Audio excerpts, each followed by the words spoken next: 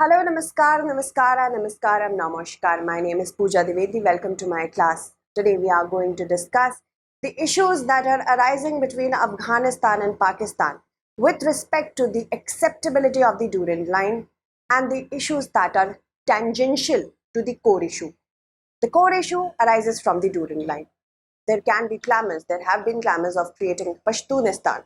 So will India have a new neighbor by the name of Pashtunistan? Before I begin, I would like to tell you, whatever maps we are going to depict, that is not my narrative, nor the narrative of StudyIQ IAS channel by any chance. These are just for depiction and making you understand. The legal boundary of India, the integral parts of India will remain of India in the near times and the times immemorial to come. Now let's move ahead and talk about our prelims to interview batch that we are launching on 11th of September. These will be morning batches at 8 a.m. onwards. You will have your live classes. Other than this, you will get a lot of things in here. Not only the GS but CSAT, essay, ethics, interviews, mains test series, prelims test series, daily answer writing practice, current affairs module, as well as a Study IQ campus program is there for those students who are going to qualify UPSC Prelims 2024. This costs actually 70,000 for Hindi, English and English batch separately. But if you use the code PDLive, you can get it for 29,999. PDLive is also applicable to other courses of Study IQ. Okay, so you can definitely take charge of that. Moving on. Do not worry about making any sort of notes because I provide the notes through my Telegram channel. That is by the name of Pooja Dwivedi UPSC. If you have any queries regarding this examination, you can also talk to me on my Instagram. What is the roadmap for today? Of course, the core issue is the Durand line. Because of the Durand line, the colonial legacy, Pakistan and Afghanistan are at loggerheads. It doesn't matter if it is being ruled by the Taliban or by any other government. The narrative remains the same in Afghanistan against the Durand line. Do you know that Durand line was never intended to be an international border, which was also said by Mortimer Durand as well, by himself, that he was worried that it will be an international line. But now we have come past that. It is an international line. Let's talk about the issue. Now, recently we've read the news that Afghanistan and Pakistan have exchanged gunfires across the border. The border, specifically, if I have to point out, it was the Torkham Pass. Okay, and this is near the Khyber Pass, Torkham area near the Khyber Pass here. And here it is Afghanistan and here is Pakistan. So what is the issue? The official statements say nothing. Unofficial statements have been pointing out that Afghanistan and Pakistan are trying to establish border posts at the area where they earlier agreed that we wouldn't have a border post. Pakistan has already tried to infiltrate Afghanistan and establish new border posts because Afghanistan is against any sort of fencing. But by Pakistan, 90% of the fencing has already been done, saying that the Durand line is an accepted line by the world because of the Durand Treaty.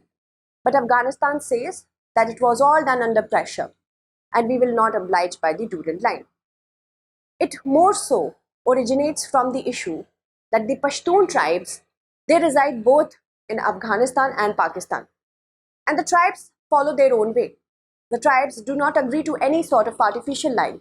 The tribes like to intermingle amongst themselves, so they sometimes can cross over to each other's territory. But Pakistan doesn't like it. Pakistan, of course, would never like it because it respects international borders, right? Moving ahead to the other part. Here, Torkham Pass. Torkham, border post, not pass. Then already we have told you that 90% of the fencing has been done. This is another issue, the Chaman border post. Do you know that Pakistan infiltrated inside Afghanistan's territory, even if we talk about Durand line, and it established certain assets over there. That is why the Durand line has become a controversy. It has been a controversy since decades, since the time we, of course, know about the Durand line, since then only. But it has been exaggerated after the advent of the Taliban. The Taliban say that they do not recognize the Durand line. Alright, so now let's move forward and talk about the Durand line. What is it? It's a 2,640 kilometers of line. that is now a border between Afghanistan and Pakistan. And when the British conquered the Pashtuns, the Pashtun tribes are a very fierce tribe. In order to check the growth of Russian invasion, the expansion of Russia, the British had to do something about Afghanistan. After the failure of the Afghan wars, they had to do something. So the Durand Line has a genesis in that. We will talk about that in depth. It was signed between this agreement to have a Durand Line was signed between Sir Mortimer Durand and Abdur Rahman Khan. Abdur Rahman Khan was the ruling emir of Afghanistan. And of course, Sir Mortimer Durand was the Foreign Secretary of British India. So, in order to understand the entire situation, we will also go into the genesis of it.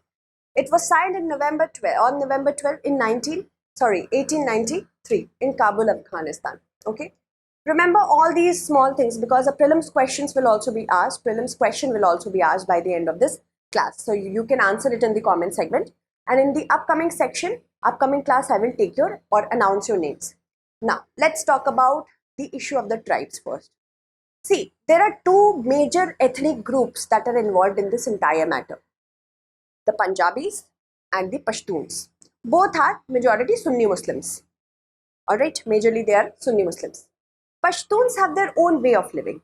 Punjabis have their own way of living. I'm talking about Afghanistan and Pakistan. And because of their own ways of living, of course, they will come into clash with each other. When the Durand Line was established, it was like an artificial line according to the Pashtun population that resided both in Afghanistan and in Pakistan. They felt like that families have been separated. A tribe which has been following its own ways since many years, decades, centuries.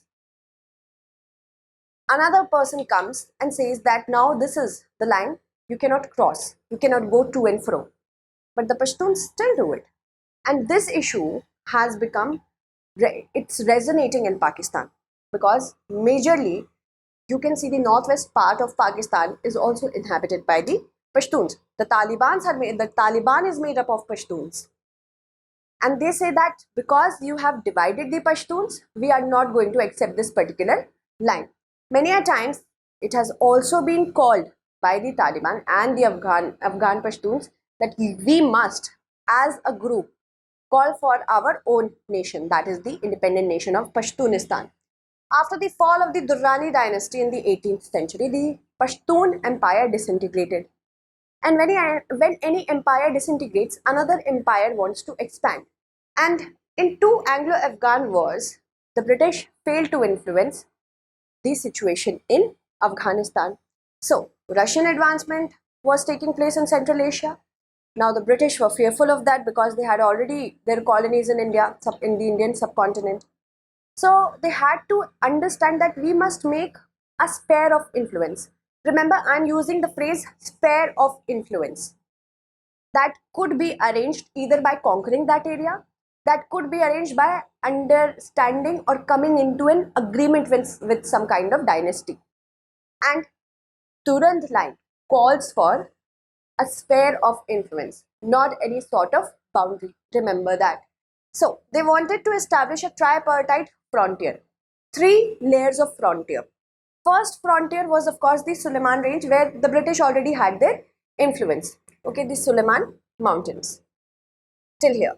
Then, second frontier included those vassal states which were ready to show their loyalty to the British, and in return, British would protect them. And third was the Afghanistan area itself. So this was the tripartite frontier, layers of frontier that made the Durand Line possible. Then the British, when they signed the Durand Agreement, the British told the Afghanistan Emir that I am going to give you 60,000 pounds a year for whatever territory that you have lost. They also assured that in any sort of eventuality, in any sort of war, the British are there, we will protect you. Final boundary was delineated in 1897. Then protest erupted, Pashtuns did not like it, and at a Loya Jirga, that is the tribal assembly in 1949, the Afghanistan government unilaterally withdrew from the particular agreement. Of course, because they were not consulted. They were not consulted. The British did it according to the needs of their own time. And Abdul Rahman was also very apprehensive about it. We will get into that as well. So, moving ahead to the other portion of it, the Punjabis and the Pashtuns have already told you about this. Before they were conquered by the British, the Pashtuns, they ruled over 103600 square kilometers of area in now what is in Pakistan. And they were defeated by the British in 1847. They were fighting to prevent the Punjabis from expanding towards the southeast Afghanistan. And do you know that the Durand line does not delineate on the basis of ethnicity, that this region belongs to Punjabi, this region belongs to the Pashtuns. It doesn't do that. It follows the geographical boundaries, mountains, rivers, hills, 85% of it. And the remaining may be because of ethnicities. But because ethnicity was not considered before any sort of delineation, this still is a problem in Afghanistan and Pakistan. Afghanistan currently says, or not currently, since years it is saying that fencing has separated families. Specifically, these are the words of the Taliban. They won't accept any fresh attempts to fence the alleged border. It is in inverted commas because they do not agree to it. That is why it is in quote unquote. Pakistan says that we are following a legally binding agreement, and that is why fencing is fait accompli. Afghanistan must be in line with the realities. 90% of it is already completed, and it will be completed in the years to come. That is what Pakistan is saying. The boundaries served as sites for the performance of sovereignty after the British advent in India, in the Indian subcontinent, in Southeast Asia, South Asia.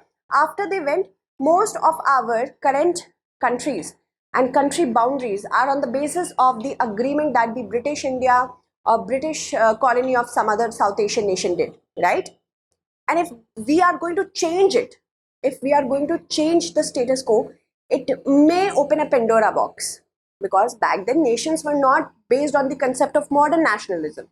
It was a nationalism for their own causes, right? And the policing of the borders is a manifestation of exercising national sovereignty. So the Pashtuns never liked that between families, if two families of the same tribe are living, one in Pakistan, one in Afghanistan, and a policeman is situated between them, or a policewoman is situated between them, they of course will not accept it, because they have followed their own way since time immemorial. And when they were not consulted and a line was imposed on them, which was artificially done according to them, why are they going to listen up to it?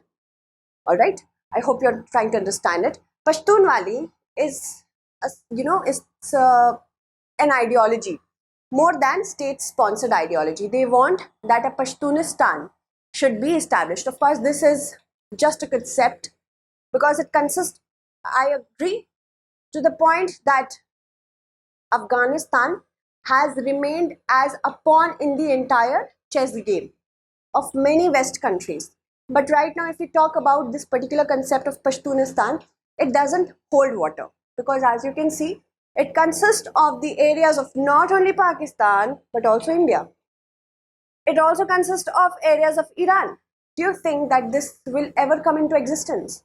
No, because right now we are seeing that countries would not even let go of a single, a point in their territory. That is the issue of sovereignty. Pashtunistan is a far-fetched idea. Something more practical needs to be done. Now, Pakistan, how it handled Afghanistan after becoming independent in 1947.